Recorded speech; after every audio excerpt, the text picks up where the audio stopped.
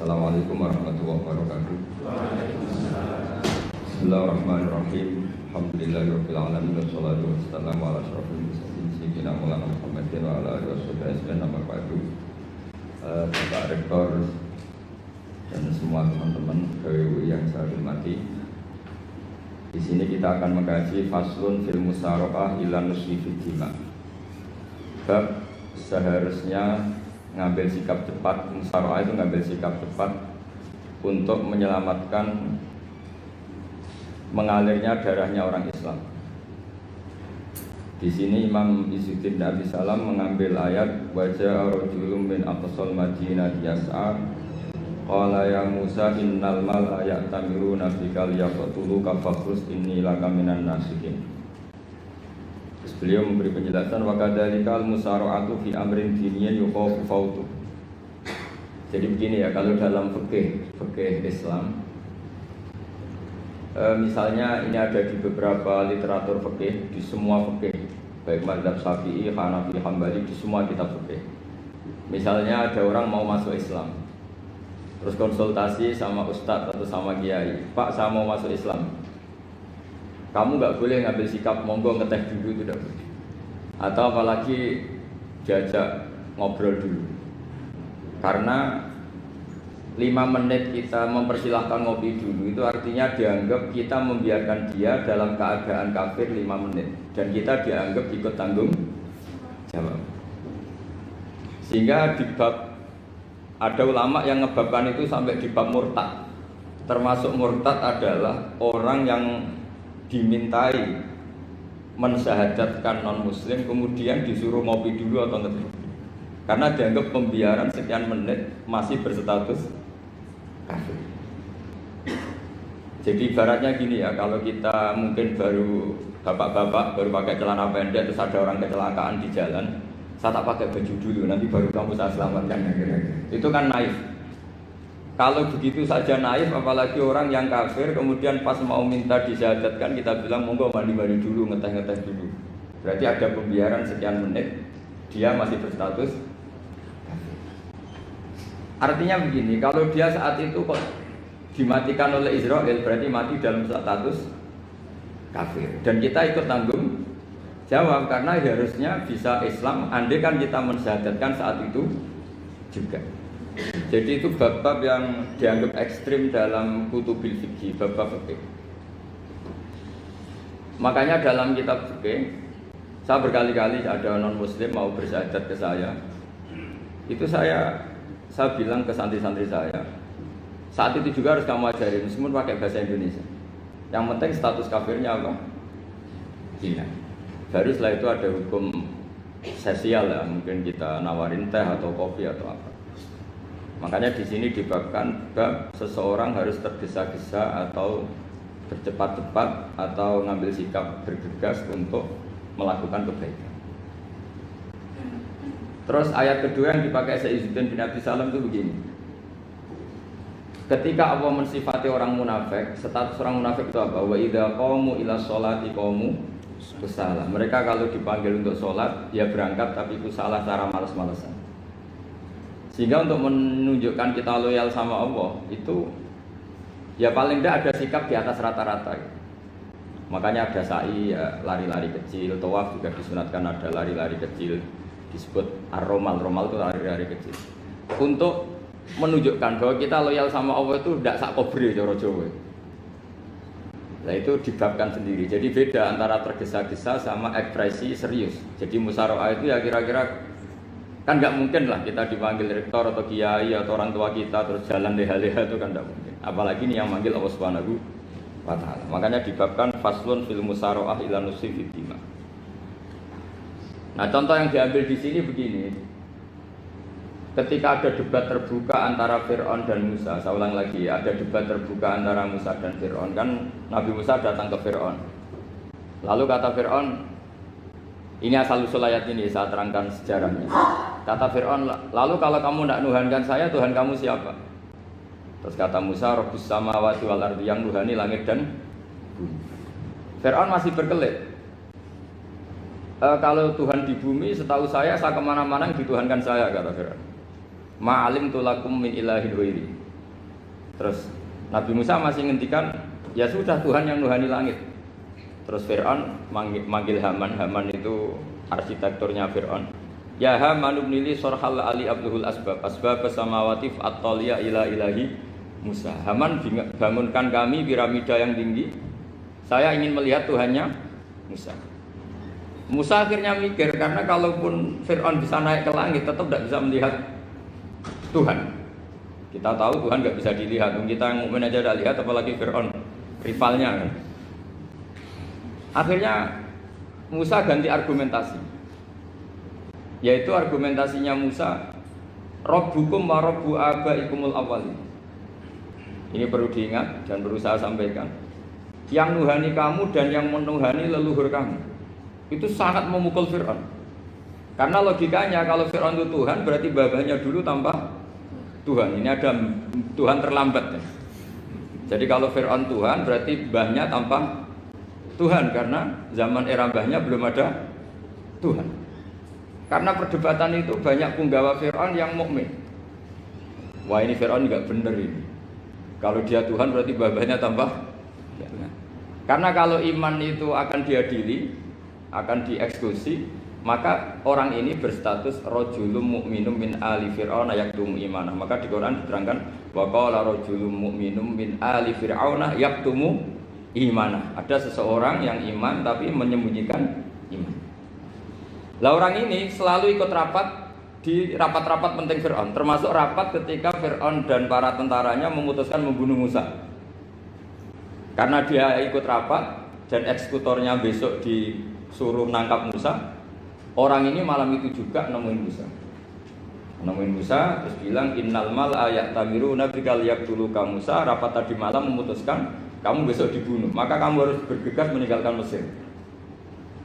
Nah, dari kesimpulan itu, dari cerita itu kemudian diambil secara hukum fikih bahwa untuk menyelamatkan darah harus jasa, harus bergegas.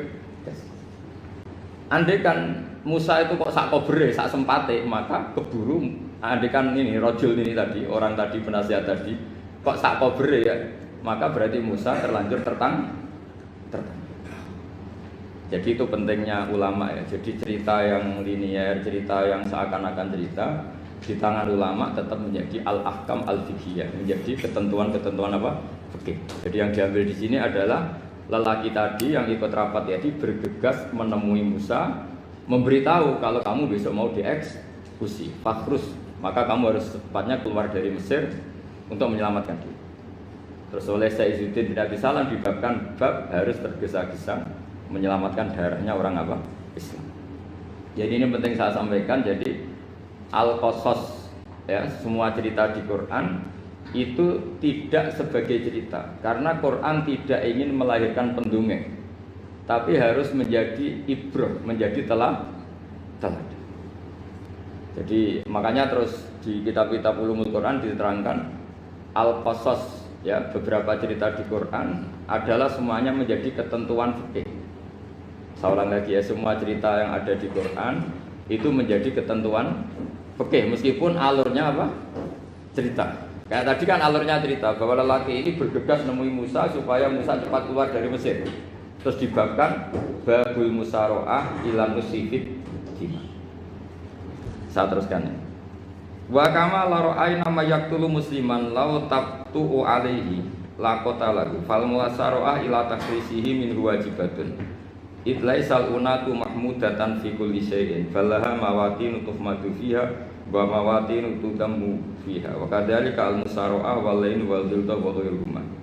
Nas'alullaha ay waffiqana lil amal fi taati fi mawaqi'iha wa madhaniha. Terus cara berpikir ulama, saya pernah baca dalam satu sejarah ulama besar namanya Sufyan Ats-Tsauri. Sufyan Ats-Tsauri itu menjadi wali itu gara-gara kalau sholat di masjid itu beliau datang sebelum azan. Saya ulang lagi, beliau datang sebelum azan. Ditanya, kenapa kalau kamu datang sebelum azan? Saya ini nggak ingin jadi hamba yang buruk. Hamba yang buruk atau pembantu yang buruk adalah setempe nunggu dipanggil. Misalnya kita tahu majikan kita pasti manggil jam 7. Kemudian jam 7 itu Anda masih ngopi, masih tata-tata, itu kan tidak menghormati majikan. Harusnya kamu setempe di jam yang saat itu pasti majikan Anda Memanggil, kata beliau, saya tidak ingin seperti pembantu yang buruk, datang nunggu apa? Dipanggil. Jadi itu ada beberapa spirit ya, atau inspirasi dari aturan-aturan mahabbah. Sebab itu ketika Allah kritik orang munafik, wa idza qamu ila sholati qamu kusala, ketika dipanggil sholat mereka datang bermalas-malasan. Karena tidak ada cintanya sama Allah, maka datang berlambat-lambat. Nah, berarti kalau ekspresi cinta mengharuskan kita datang bercepat. Makanya dalam istilah lain di Quran ini termasuk balaghatul Quran. Di juz 25 itu istilah menuju Allah itu fafirru ilallah. Kita tahu firar itu maknanya lari apa jalan biasa? Lari. Jadi untuk mengekspresikan mahabbah kita, kangen kita pada Allah, cara bahasa Arab isyak kita, berontok kita sama Allah, tidak diistilahkan jalan tapi fafirru ilallah, harus bergegas berlari. Begitu seterusnya. Maka kalau ada orang Islam terus ini konsekuensi hukum. Ada non muslim minta, Pak Bahak saya tolong ajarkan syahadat. Nggak boleh saya bilang gini, monggo ke dalam dulu. Padahal perjalanan ke rumah saya misalnya setengah jam, nggak boleh. Saat itu meskipun sambil berdiri-diri harus kita tauhidkan. Kamu yakinnya Allah itu satu, Tuhan Allah, harus. Karena kalau ada perjalanan ke rumah 5 menit terus dia kecelakaan, belum syahadat, statusnya mati apa? Kafir. Dan kita ikut terlibat karena sebetulnya bisa mengislamkan saat itu juga. Analoginya kayak tadi loh. Orang kecelakaan di jalan karena kita pakai celana pendek. Contoh Surian ya, saya tak pakai baju dulu. Habis itu dilides truk. Itu kan kita ikut salah karena kita yang punya kesempatan. Tentu yang disalahkan yang punya kesempatan. Karena merubah status dari potensi kelides truk menjadi sama sekali gak potensi kelides truk dengan kita inggirkan. Meskipun kita dalam keadaan tidak ideal. Sama. Orang kafir yang mau masuk Islam itu umumnya kiai-kiai kan kadang sebagian disuruh mandi dulu, itu salah sebetulnya. Itu salah sekali.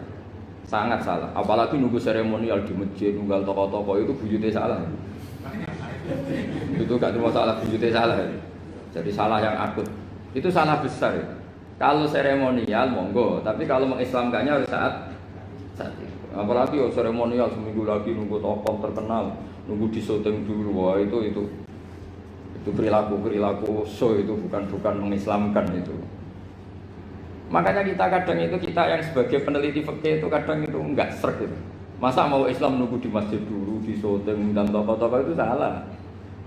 Itu sama dia kamu lihat orang kecelakaan mau menyelamatkan, ini ada wartawan enggak ya? Minta di syuting dulu sedang mati ini kan. Jadi kita normal saja dalam Islam, sesuatu yang mendesak, yang emergensi ya perlakuannya harus cepat. Sehingga dibabkan faslun fil musaroah ila nusifid fiddima. Jadi ada beberapa contoh di Quran memang aturannya seperti itu. Makanya semua redaksi Quran tentang menuju Allah diredakseno fafirru ilah. Makanya di tawaf ada ekspresi romal, jalan agak cepat. Di sa'i juga ada momen-momen kita harus romal, berjalan cepat. Di beberapa aturan juga seperti itu. Ya saya ulang lagi, di beberapa aturan Islam juga seperti itu. Nah sekarang efek di hukum haji. Saya banyak baca literatur haji. Haji dalam aturan Islam itu wujuban tarofian, wajib yang tidak langsung mendesak. Kemudian semenjak ada fakta kita harus nunggu, daftar tunggu, itu kita sebagai ahli fikih itu gamang. Misalnya gini, saya umur 20 punya uang, sekarang berapa daftar? 25 juta ya. Saya umur 20 punya uang 25 juta. Saya jomblo misalnya, ya butuh nikah, ya butuh macam-macam. Itu wajib daftar haji apa enggak? Karena kalaupun daftar nunggu 20 tahun. 20 tahun kan asumsi umum masih umur 40, masih hidup lah kira-kira sebenarnya. Nah sekarang kalau ada orang umur 50 tahun punya uang 25 juta. Menurut Anda wajib daftar saat itu apa enggak? Wong daftar saja bisa game gitu. Dan kalau misalnya umur 50 ditambah 25 kan 75. Itu kalau orang sumpah sudah cepat mati itu kira-kira gitu. Maka itu menjadi pertanyaan, apakah fikih ini kita rubah? Karena dulu kan orang itu longgar semua. Karena haji zaman Nabi pun tidak langsung dilakukan saat pertama diwajibkannya haji. Jadi Nabi punya sisi unik. Pertama ada tahun diwajibkannya haji, Nabi tidak langsung haji. Sebab itu ulama berkesimpulan kalau wajibnya haji tidak langsung. Maka fikih itu memang unik. Sholat juga gitu. Ada istilah begini dalam sholat. Wa tajibus sholat ala kulli muslimin wujuban muwassa'an. Di semua kitab fikih takbirnya seperti itu redaksinya. Wajib sholat dilakukan orang Islam wujuban muwassa'an, wajib yang ada longgarnya. Sehingga ketika zuhur jam 12 WIB kita dengar azan, boleh sholat setengah 1, jam 1, setengah 2, jam 2. Karena memang wujuban muwassa'an, memang ada batas akhir waktu misalnya sampai setengah 3. Nah problemnya begini, misalnya setengah 1 Anda pasti dipanggil majikan kamu yang diharuskan melakukan satu aktivitas, misalnya Anda pilot, yang nggak mungkin sholat lagi di kokpit. Apakah status wujuban muwassa'an wajib yang longgar menjadi hilang karena setelah itu tidak ada kesempatan lagi sholat? Apa tetap kita sebagai ahli Islam yang agak balelo tapi alim, misalnya ya sudah tetap jadi pilot, nanti kan ada aturannya sendiri, ada rukhsahnya sendiri, ada kemurahan sendiri kita sudah jadi pilot, misalnya sholat tanpa harus menghadap kiblat, sholat yang tetap di perjalanan. Kira-kira Anda kalau jadi ahli fikih milih mana? Milih harus sholat di depan apa tetap memberi kelonggaran? Gak apa-apa sholat sambil apa? Nyupir sambil pilotin apa pesawat. Anda pilih mana? Karena kalau konstitusi ilmu itu memang harus ada, dengan tanda kutip ya, memang harus ada nakalnya. Kalau nggak nakal malah gak sah. Memang unik ilmu itu. Karena ilmu itu kalau dipaksakan lurus terus, itu nanti malah bengkok karena menghilangkan rukhsahnya Allah, kemurahan Allah. Tapi kalau dipaksakan rukhsah terus, murah terus, nanti dianggap menyepelekan hukumnya Allah. Maka kita yang ahli fikih itu pusing. Misalnya saya sering ditanya, Gus saya ini supir bis, kan musafir terus, berarti saya boleh tidak puasa terus panjang Ramadan? Coba kalau ada jadi ahli fikih mesti bingung. Mau boleh, ya boleh terus kayak orang nggak peduli sama Ramadan. Mau mengatakan wajib puasa, kayak nggak peduli dengan kemurahan Allah yang membolehkan musafir tidak puasa. Coba loh, Anda jangan jadi ekstremis yang misalnya bantah tok, protes tok, ini kan. Jadi memang mengkaji ilmu itu. Ya makanya dengan tanda kutip itu harus ada nakalnya. Tapi nakal yang baik bukan nakal. Nakal itu kalau bahasa Jawa itu kan tidak harus dosa. Seperti anak kecil, menek-menek itu, tuh bocah kok nakal. Padahal anak kecil menek itu haram dah. Enggak kan? Malah orang tuanya yang bentak itu yang haram. Yang nakal betul ya ibunya yang bentak cerewet itu, karena ibunya orang yang sudah mukallaf, sudah tua, salah langkah yaitu bentak. Kalau anaknya naik meja itu ya sebetulnya bahasanya tidak nakal, lucu. Oh jebule pinter conggo iso munggah meja, harusnya diapresiasi. Tapi rata-rata itu semua akal mecah gelas. Coba. Malah boe malah mecah tabungan. Bapaknya marah tukang nguras tabungan. Sebetulnya senakal-nakalnya anak kecil itu nakal orang tuanya, itu pasti. Karena ini sudah kena khitab, sementara anak-anak belum kena khitab. Saya pernah punya tamu, karena di tradisi Kiai itu sering punya tamu. Bapak ibunya tuh kultus sama Kiai, bentak anaknya disuruh salim sama saya. Anak kecil kan nggak mau jalan-jalan terus, marah. Tak marah orang tuanya tak marahin. Yang dosa itu kamu bentak anaknya. Kalau anak kecil tuh kena diskon rufi al-qalam an salasin. Di antara aturan Islam apa? Tidak ada keharusan bagi 3 orang. 1 anak kecil sampai balik, 2 orang tidur sampai bangun, 3 orang gila. Artinya anak kamu itu tidak kena khitab untuk sopan sama saya. Kamu yang kena khitab baru sopan sama anak-anak kata saya. Nah ini ada Jawa itu kadang keliru. Jadi orang tua itu marah-marah memaksakan anaknya sopan. Padahal Allah memberi diskon anak kecil itu belum wajib sopan. Gak apa-apa ada tamu naik-naik itu. Asal masih anak kecil. Makanya Rasulullah ketika beliau sholat sujud itu Hasan Husain itu naik. Cara Jawa Nabi itu 3 tumpahan. Semua riwayat mengatakan Nabi itu diam saja, gak berani ngangkat. Sampai sahabat itu ada yang melongok, ini Nabi sujud lama sekali ada apa. Jadi kita punya riwayat itu ya baru kayak sahabat yang agak nakal. Semuanya itu sujud, tapi bareng di atas rata-rata ada sahabat yang belakang melongok. Ada apa tuh ini sujudnya kok lama? Barokahnya itu ditemukan riwayat. Oh, ono putune itu. Karena Hasan itu naik di atas punggungnya apa? Nabi. Itu andaikan tidak ada yang melongok, riwayat ini tidak ditemukan. Barokahnya ada yang melongok itu mungkin. Kalau sekarang mungkin semua masjid melongok karena orang sekarang jarang yang khusyuk. Kalau dulu hanya 1 yang di belakang. Setelah itu Nabi memberi penjelasan, saya tadi sebetulnya harus mengakhiri sujud saya sesuai aturan umum, tapi ada cucu saya tak biarkan sampai dia puas naik punggung saya, sehingga dia turun baru saya naik. Filosofinya apa begini? Anak kecil satu tidak kena hitop. Dua, jangan sampai sholat itu jadi problem. Kalau Nabi nyentak Hasan, membentak, putu ono bae sholat kok diganggu, maka sholat menjadi trauma. Gara-gara sholat bahasa bentak saya. Lama-lama anak ini trauma dengan sholat karena dianggap problem. Makanya saya termasuk kiai nggak berpendapat anak kecil nggak boleh di masjid. Sering kan anak kecil di masjid, ayo khutbah rame. Saya termasuk setuju tetap boleh. Kalau dibentak di masjid, maka dia trauma dengan masjid. Wong saya ke masjid dibentak. Lagi pula kadang-kadang orang tuh gaya-gayaan tok. Wah, rame orang khutbah. Rame nih. Padahal kalau nggak dirapeni anak-anak malah udah tidur. Kita kan nggak bisa menjamin kalau perilaku kita lebih baik gitu. Mendingan kan anak-anak main di masjid timbang di karaoke kan.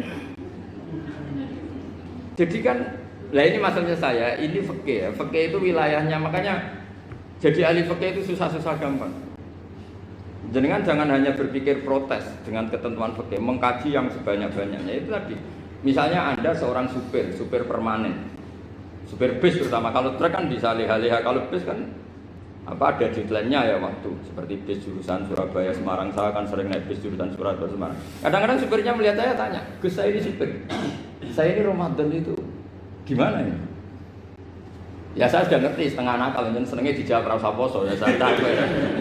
Tapi masalahnya secara fikih kalau kamu mengharapkan kamu harus puasa terus, kamu melanggar konstitusi ilmu. Memang musafir punya diskon, boleh tidak puasa. Pertanyaannya, bayarnya kapan? Wong Syawal ya nyupir lagi, Dzulqa'dah nyupir lagi, nanti sampai Ramadan ya. Lah terus, ya pas kamu cuti, biasanya cutinya pas sakit, boleh diskon lagi karena sakit. Coba. Nggak, andai kan Anda jadi ahli fikih milih zaman. Lo kalau orangnya soleh terus kayak ustadz-ustadz di sini kayak dosen UI kan, masa dosen UI Universitas Islam nggak Islami kan nggak mungkin. Mungkin memilih poso kan. Masalahnya ini kan hukum untuk orang kebanyakan, nggak boleh hukum musuh gak kuat. Sahur jam 3:30 ngombe vitamin pokoknya harus kuat. Itu udah hukum, itu saran. Hukum itu beda dengan saran. Hukum itu hanya berpijak musafir itu boleh iftar. Kalau saran memang boleh, ya usahakan kamu makan 3:30 pas fit, nyupir. Terus kalau nyupir selesai jam 10, nanti istirahat. Memangnya majikan bisa ngatur jamnya? Itu fikih. Maka menjadi perdebatan, yang namanya pergi itu apa? Menurut Imam Syafi'i, pergi itu ya dari rumahnya ke tempat yang asing, yang tidak wilayahnya namanya pergi. Menurut Imam Ahmad bin Hanbal enggak. Pergi itu tidak kerja. Jadi orang yang supir yang seperti itu namanya tidak pergi tapi kerja. Tanyakan ke publik, misalnya jenengan ke UI, istri kamu atau suami kamu ditanya, istri kamu kemana? Kira-kira jawabnya bilang pergi jalan-jalan apa bilang kerja? Kerja. Makanya kata Imam Ahmad bin Hanbal, mudi mustafar atau orang yang berprofesi, yang profesinya memang harus pergi kayak traveling atau supir, maka itu namanya tidak pergi, namanya itu kerja. Karena apa? Sekali distatuskan pergi, maka ikut status yang dikatakan Allah dan Rasul, dapat diskon, boleh tidak puasa. Maka terus kita debat tentang definisi. Nah, definisi ini penting karena yang menjadikan hukum rubah itu definisi. Misalnya gini, Mbak ini ngaji saya. Statusnya kalau pakai status saya ajnabi, orang lain Bapak ajnabiyah, maka hukumnya saya melihat Bapak ini haram karena statusnya ajnabi melihat ajnabiyah yang tidak mahram. Tapi kalau di fikih itu ada statusnya. Di antara lelaki boleh muwajahah sama perempuan adalah 1 untuk belajar, 2 untuk muamalah, 3 untuk kesaksian, 4 untuk pengobatan. Itu kan ada pengecualian-pengecualian. Sehingga statusnya sekarang Mbak itu belajar, apa ingin melihat Gus Bah atau Gus Bah itu mengajar atau ingin melihat Mbak? Itu statusnya bisa rubah ya. Makanya kalau sebetulnya kalau kita marung di warung misalnya Padang, kita nggak pilah-pilah, kebetulan pelayannya perempuan itu masih bisa dikhilaf secara fikih. Saya muamalah marung, cuma kebetulan penjaganya. Tapi masalahnya Pak ini punya daftar penjaga yang cantik, itu yang masalah. Maka pertanyaannya itu marung ke situ demi marung, apa demi melihat? Tidak jawab saja. Demi marung apa demi melihat? Kalau demi marung supaya kenyang, penjaga yang sangar-sangar juga banyak. Akhirnya kalau demi makan, penjaga yang cowok kan banyak. Kalau demi melihat, berarti yang dihitung kan niatnya. Berarti karena muamalah apa karena melihat? Melihat. Itu status. Jadi makanya kalau mudi musafar itu namanya orang pergi atau orang kerja? Orang kerja. Maka menurut pikirannya Imam Ahmad bin Hambal, seperti itu harus puasa. Karena dia adalah pekerja, bukan musafir. Lalu dalam masalah jumlah 3 hari misalnya. Kalau dalam fikih kita, nggak saya kenapa ngomong fikih terus ya, karena banyak yang melupakan fikih. Jenengan pergi haji. Zaman Nabi haji itu jamak dan qashar terus. Padahal hajinya Nabi itu, haji itu minimal kan berapa hari minimal itu? 9, 10, 11, 12. Sebenarnya haji itu minimal hanya 4 hari. Karena 13 Dzulhijjah bisa nafar apa? Awal. Kalau nafar awal berarti nggak ada kewajiban nafar sani. Berarti yang wajib betul kan tanggal 9 hukum di Arafah, terus 10 biasanya ifadah sama balang jumroh apa? Akobah, terus 11, 12 itu kan sudah boleh cabut karena apa? Nafar apa? Awal. Berarti nggak usah nafar apa? Sani. Berarti hanya berapa? 4 hari. Tapi Nabi haji di Mekah Medina itu sampai 40 hari karena perjalanan. Pertanyaannya, ketika Nabi menjamak dan mengqashar itu cara Imam Syafi'i lis safar.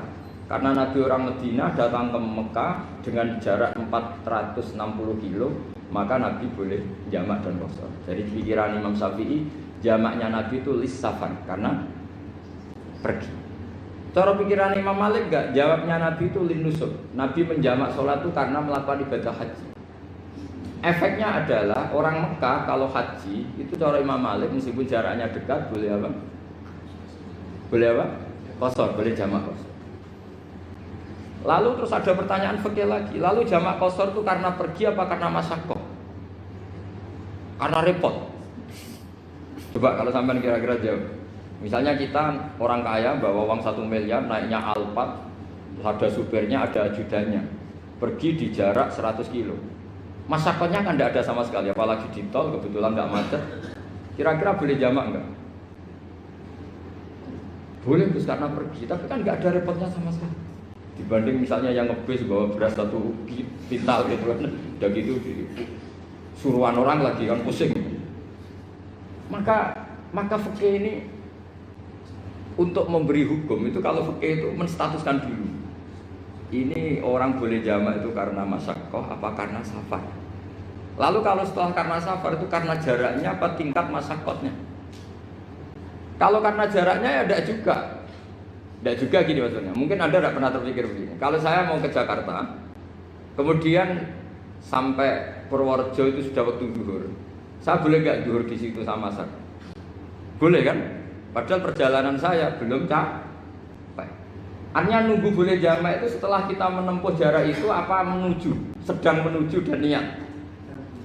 Sedang menuju dan niat. Misalnya saya mau ke Jakarta, saya orang Sleman mau ke Jakarta, itu sampai mana itu Magelang itu sudah boleh jamak kan?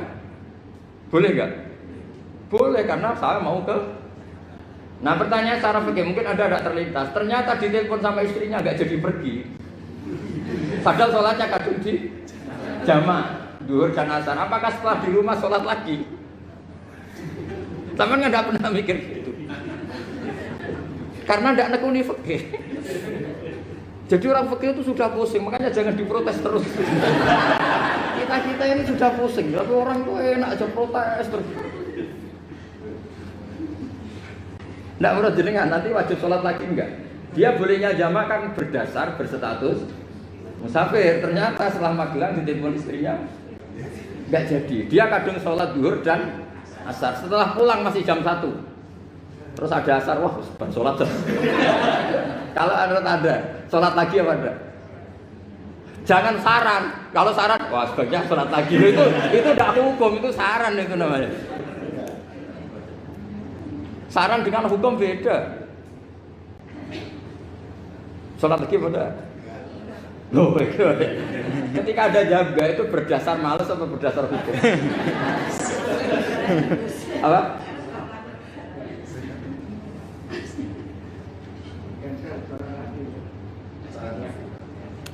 Nah kalau Anda sholat lagi, pertanyaannya gini, Allah itu tidak punya tradisi mewajibkan 2 kali. Pertanyaan fikihnya mesti gitu. Dan saat Anda di Magelang menjamak itu melakukan sesuatu yang disahkan oleh agama. Berarti pas Anda jamak zuhur asar, pas melakukan itu kan berstatus sah dan boleh.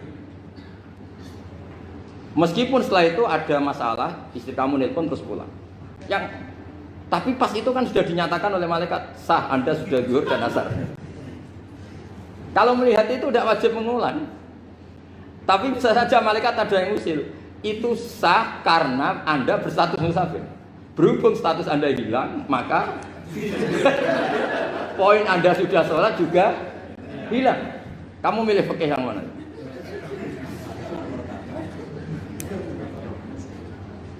Jadi peneliti fikih itu beda dengan orang-orang yang mendengarin protes. Beda karena nengkuni. Nengkuni itu beda kan ada konsekuensinya.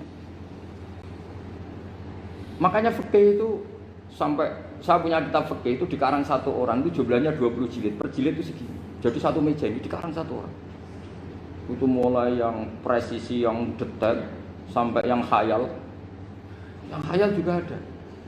Yang khayal itu tadi beliau banyak menghayalkan diri. Suatu saat Anda datang ke Mekah itu hanya butuh waktu 20 menit. Zaman itu belum ada pesawat. Lalu boleh gak jamak? Boleh gak nakal? Nakal itu begini. Sampai orang kaya punya jet pribadi. Misalnya ada Ronaldo masuk Islam, orang kaya. Itu bisa gak puasa? Karena begini. Misalnya dia orang, contohnya orang Arab ya. Orang Arab, jangan orang. Gak, contohnya itu dibalik saja. Di sini itu kalau imsak jam berapa? Imsak Ramadan jam berapa?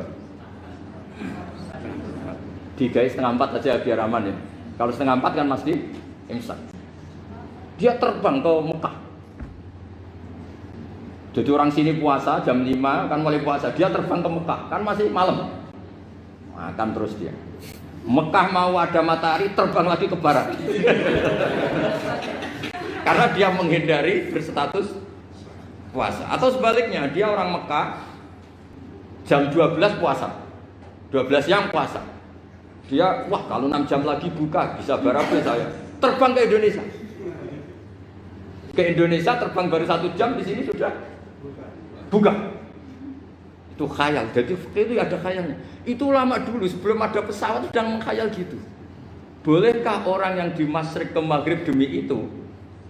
Kalau Anda jadi Raja Salman jam 1 kok sudah nggak kuat apa? Puasa itu diberi saran terbang ke Indonesia. Itu kalau pakai jet kan nggak sampai 9 jam, 1 jam ke Jakarta. Sudah ada wow akbar. Bukan. Boleh enggak? Lo mau kamu enggak bilang, oh enggak boleh. Lo di Jakarta sudah huruf samsi. Masa sudah matahari terbenam orangnya enggak boleh? Buka. Lah ya. Apa? Kalau resikonya gini, sampean mungkin nggak mikir, resikonya gini, kalau dia berstatus musafir, bolehnya buka karena musafir, pertanyaannya dia wajib bayar. Kan musafir bolehnya kodok nanti harus bayar, tapi kalau dia buka normal kan nggak harus bayar, beda, efek pakainya beda.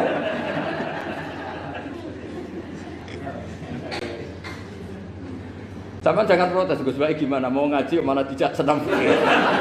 Ini kan ngajinya para dosen, para pegawai, jadi harusnya itu jadi mufti, ngaji untuk jadi mufti, bukan ngaji untuk mendengarkan. Jadi makanya saya mohon jangan sering protes sama ulama, ulama sudah pusing. Karena efek-efek hukum itu tidak gampang. Kayak tadi misalnya, kalau dia boleh buka atas nama musafir, resikonya wajib bayar. Masalahnya Raja Salman ini mau enggak gitu. Dia inginnya. Maka pertanyaannya itu kitab yang milik saya tadi yang 20 jilid tadi.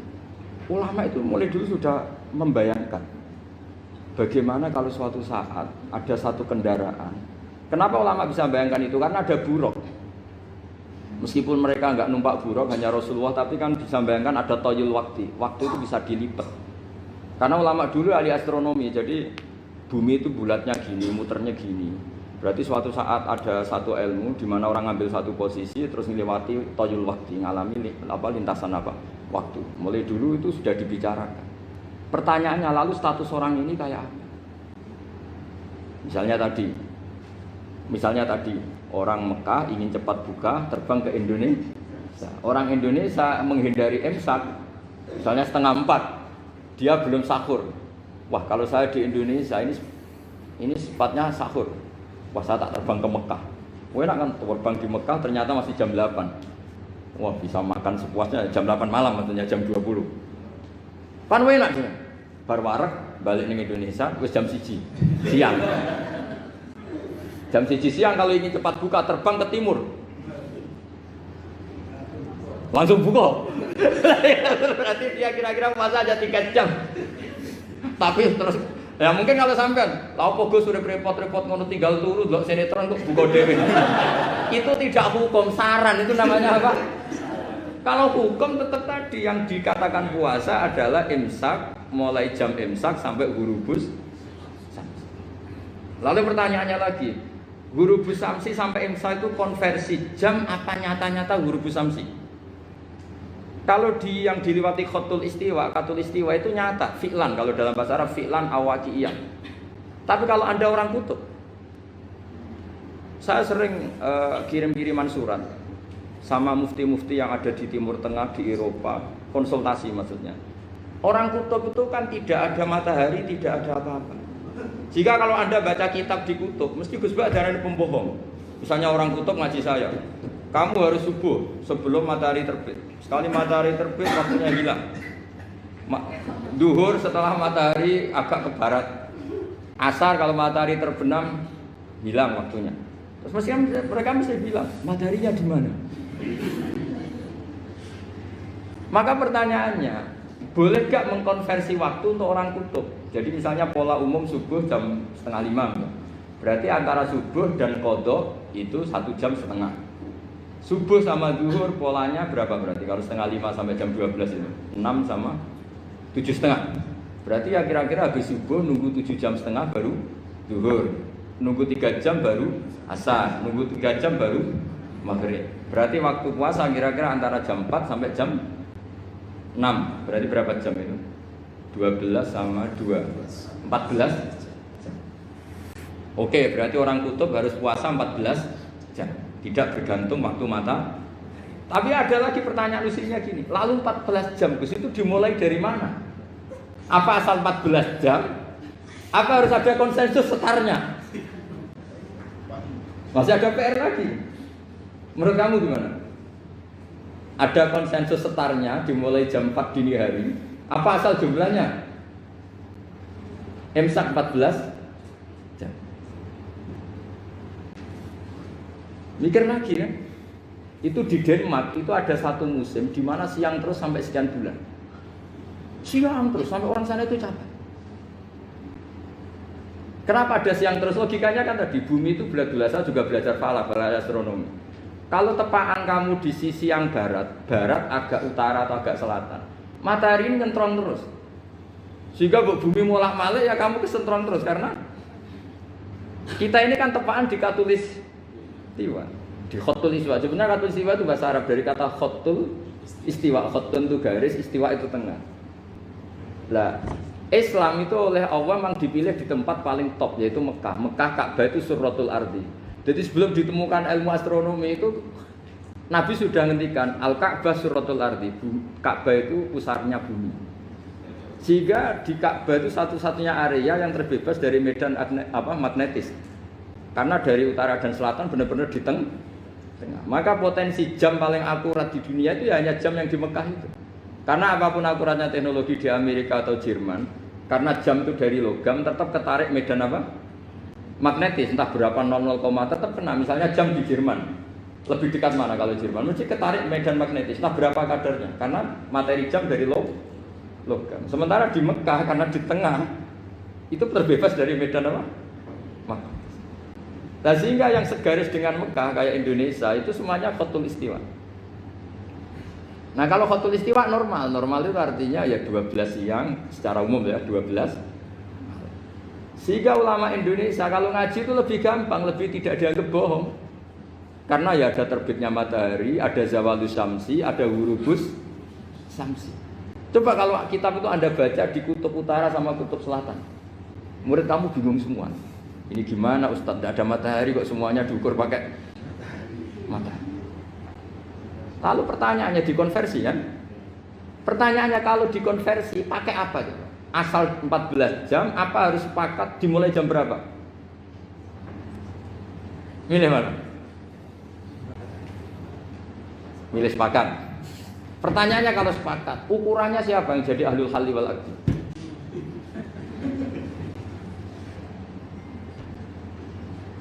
Jadi orang fikih itu sudah bingung, makanya saya mohon jangan sering diprotes. Saya pernah ketemu ulama, saya kan sering ikut komunitas di New York. Itu andekan di Bur, itu pas persis Ka'bah. Jadi buminya itu kalau di Bur itu pas persis Ka'bah. Lalu pertanyaannya, ada kiblat tidak di sana? Ya bumi kan gini ya. Kalau dalam bahasa falak itu ada rubuk namanya. Rubuk itu bumi yang sewaktu itu hanya yang seperempat. Ya bumi yang sewaktu itu hanya seperempat. Jadi kita sekarang siang, berarti yang baru siang hanya seperempat bumi. Nanti yang malam ya hanya seperempat bumi.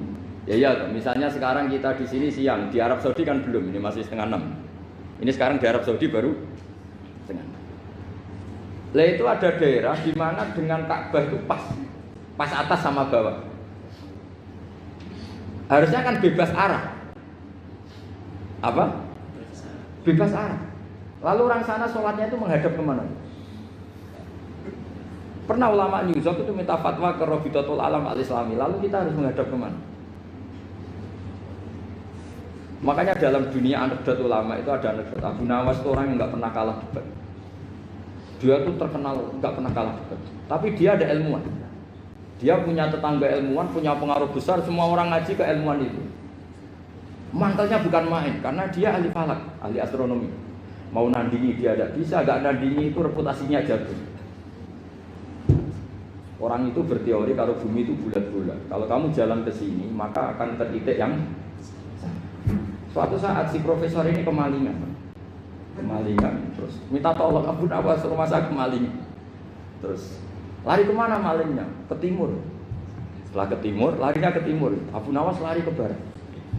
Lari ke barat. Terus ditanya, sudah tak bilangin malingnya lari ke timur, kok kamu lari ke barat? Nanti ketemu di titik yang sama. Sebenarnya itu profesornya makel. Oh kamu nyindir loh.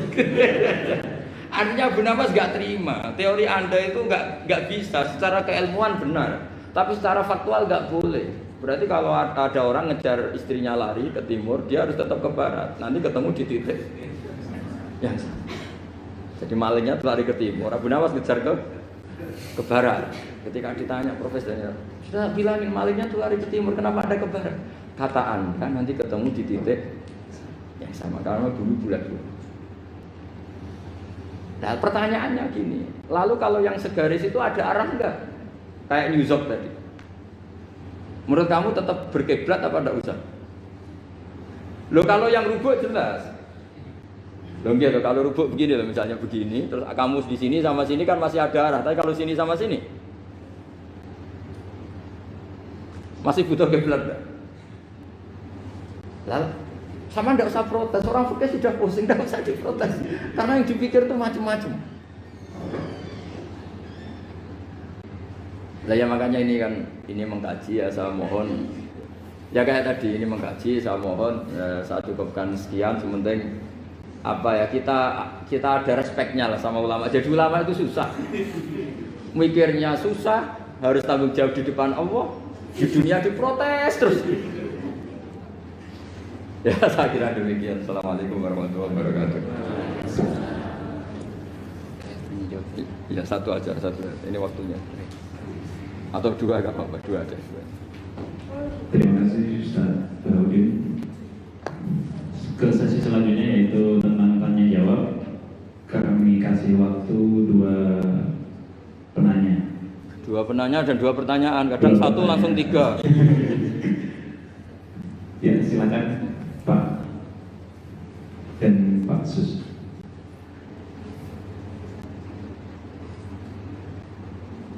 Pak siapa? Satu lagi Pak Sus. Assalamualaikum warahmatullahi wabarakatuh. Waalaikumsalam.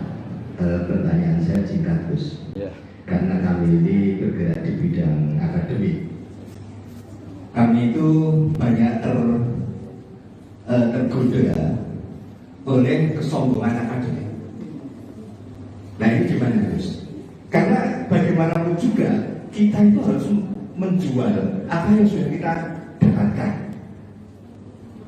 Walaupun kalau di dunia kiai, ulama, itu kan yang disampaikan itu sesuatu yang bersifat keagamaan. Tapi kalau di bidang kami di sini ilmu umum itu kan sesuatu yang baru kami ketemukan, sesuatu yang kami jual karena dalam tanda petik, ya. Karena kami menemukan ini yang membedakan dengan yang lain-lain. Tapi kalau ini seperti dalam salah satu kajian yang juga ada orang yang sangat tawadhu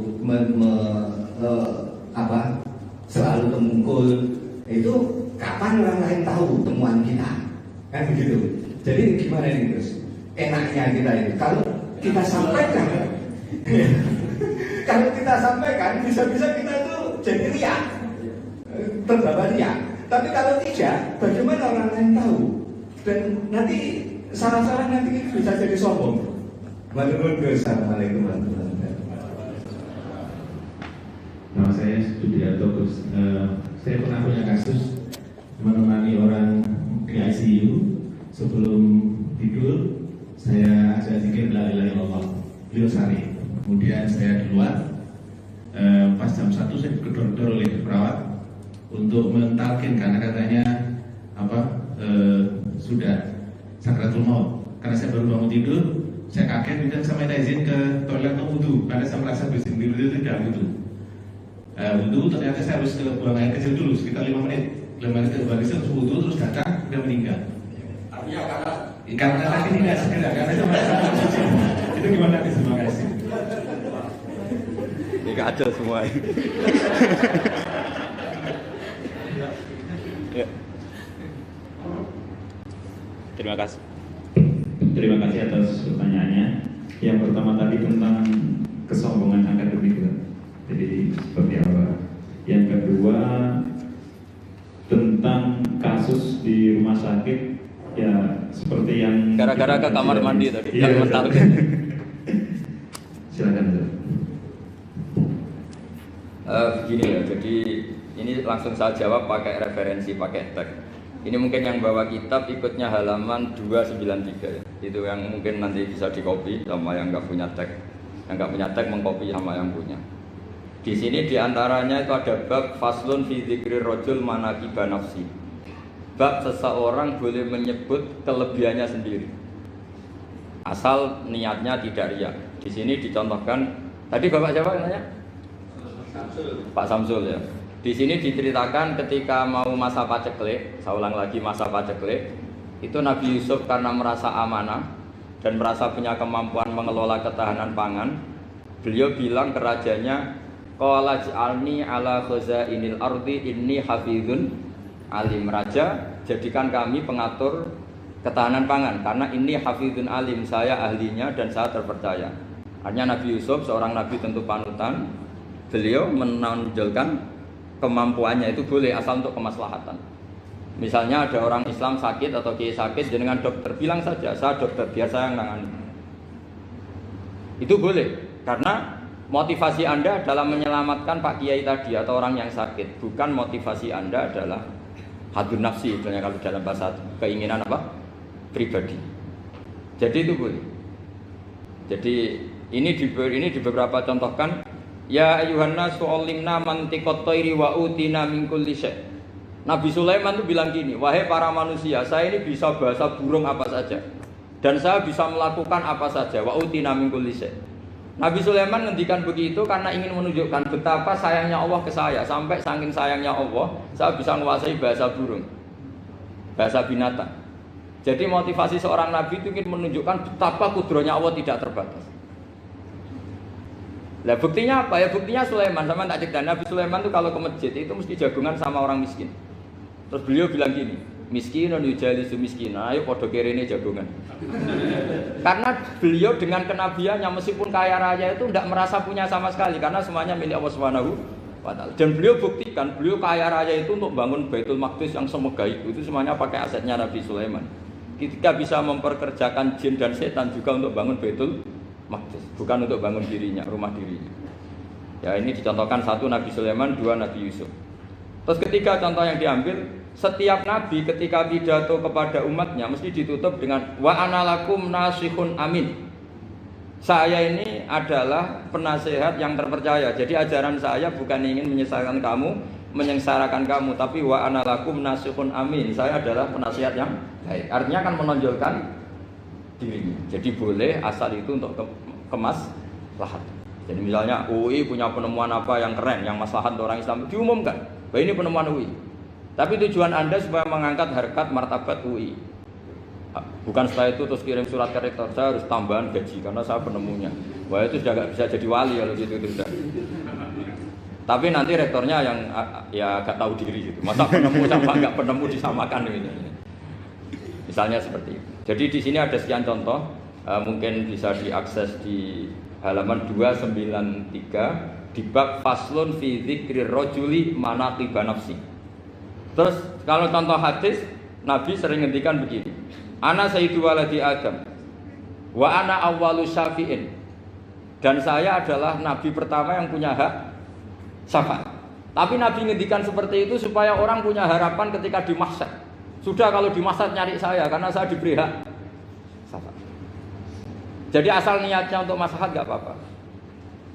Makanya saya sering di mana-mana sering cerita, saya ini menekuni fikih supaya orang kalau belajar fikih jelas ke saya Pak. Kalau saya tidak ngomong, orang keliru guru.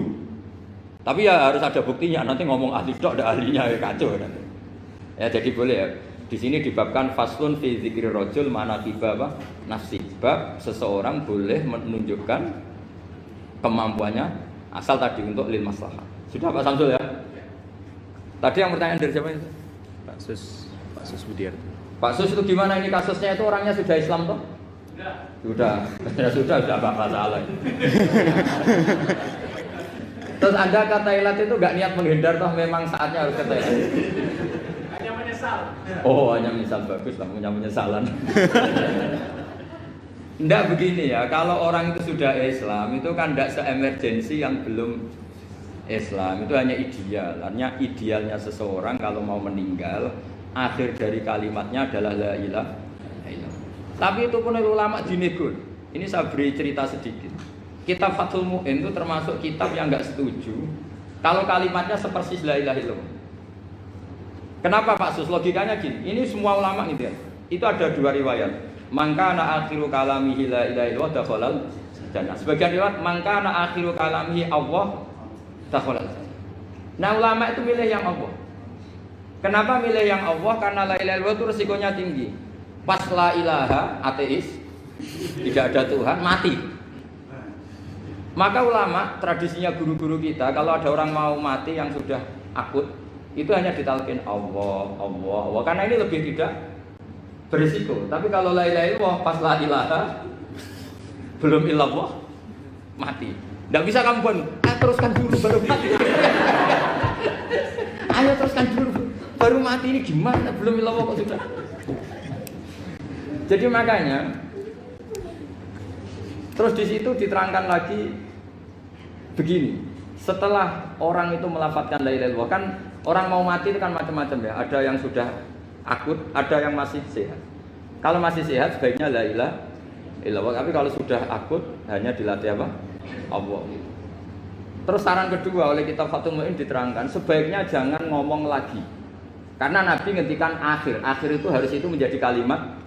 Jadi misalnya setelah kamu talqin la ilaha illallah, kamu tanya, Pak sertifikatnya di mana? Akhirnya bapaknya jawab di lemari. Pas melamari mati. Berarti akhir kalimatnya lemari. Makanya kita juga harus memperjuangkan supaya itu benar-benar akhirnya. Sehingga nanti dikenang di akhirat, ini orang luar biasa mengakhiri dunia dengan kalimat la ilaha illallah. Tapi nanti kalau ini orang luar biasa mengakhirinya dengan kemarin. Apalagi tanyanya dulu, Pak, tabungannya di bank apa? Ini BCA. Berarti terakhir BCA. Bilang apa? BCA. Jadi itu ada aturannya. Jadi kalau nalkin orang sudah ngelapatkan kalimat tauhid, jangan dijak ngomong lagi. Karena kalau diajak ngomong lagi terus mati, yaitu kalimat terakhirnya. Ya, ini mohon maaf. Assalamualaikum warahmatullahi wabarakatuh.